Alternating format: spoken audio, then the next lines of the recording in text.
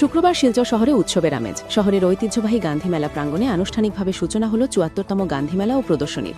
এদিন ফিতা কাটার পাশাপাশি প্রদীপ প্রজ্বলনের মাধ্যমে মেলার সূচনা করা হয়। এই বিশেষ অনুষ্ঠানে প্রধান অতিথি হিসেবে উপস্থিত ছিলেন মন্ত্রী কৌশিক রায়, বিধায়ক দীপায়ন চক্রবর্তী সহ একাধিক বিশিষ্ট ব্যক্তি। উদ্বোধনের পর বিশিষ্টজনেরা জাতির পিতা মহাত্মা গান্ধীর মূর্তিতে মাল্যদান ও পুষ্পার্ঘ্য অর্পণ করে গভীর শ্রদ্ধা নিবেদন করেন।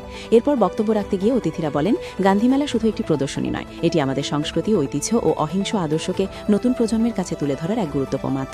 তারা আরও বলেন, এই মেলার মাধ্যমে ক্ষুদ্রশিল্পী, হস্তশিল্পী ও স্থানীয় ব্যবসায়ীদের উৎসাহিত করা হয় এবং সমাজে ঐক্য ও সম্প্রীতির বার্তা পৌঁছে যায়। শেষে সকলের সহযোগিতায় এবারের গান্ধী মেলাকে সুন্দর, সুশৃঙ্খল ও সফলভাবে সম্পন্ন করার আহ্বান জানান অতিথিরা।